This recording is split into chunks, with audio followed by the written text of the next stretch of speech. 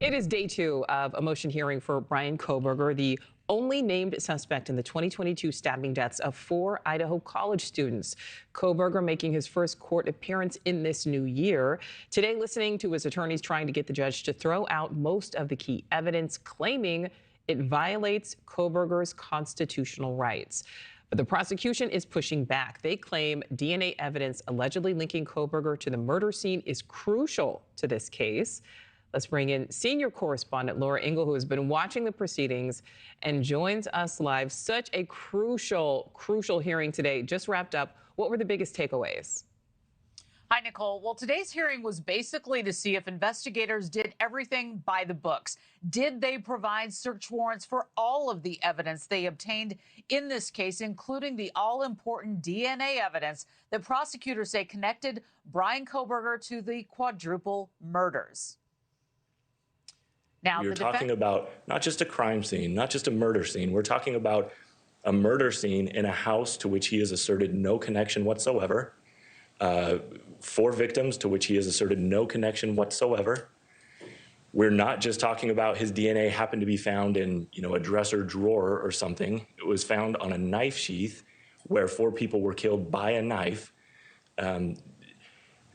This is as crime scene as it gets.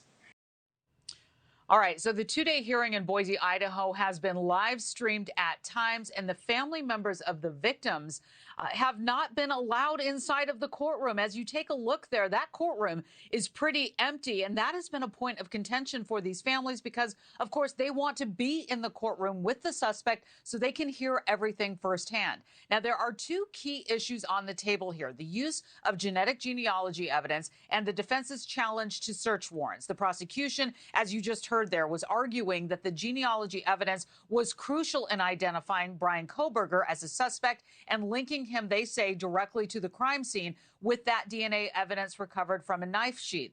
And the defense has now pushed back with Bryan Kohberger sitting next to his team inside the courtroom. His attorneys telling the court there was no warrant for several phases of the search that led to the IGG work, which requires the court to throw the evidence out. Listen here.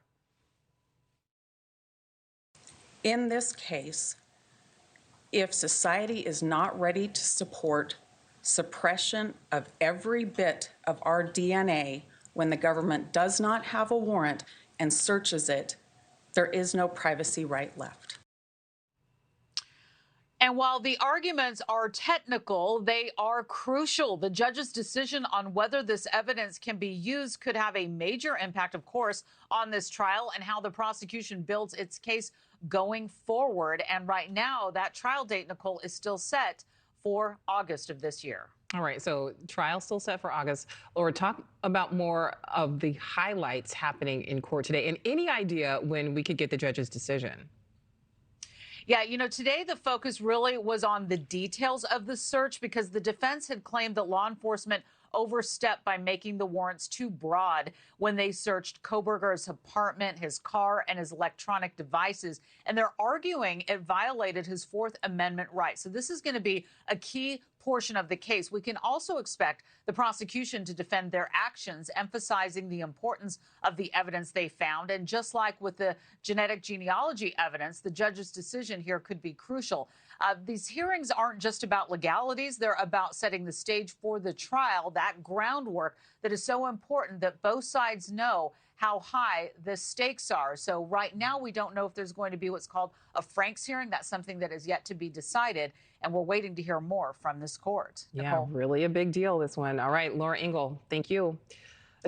Thanks for watching. Go to joinnn.com to find NewsNation on your screen. And don't forget to click the red subscribe button below to get more of NewsNation's fact-driven, unbiased coverage.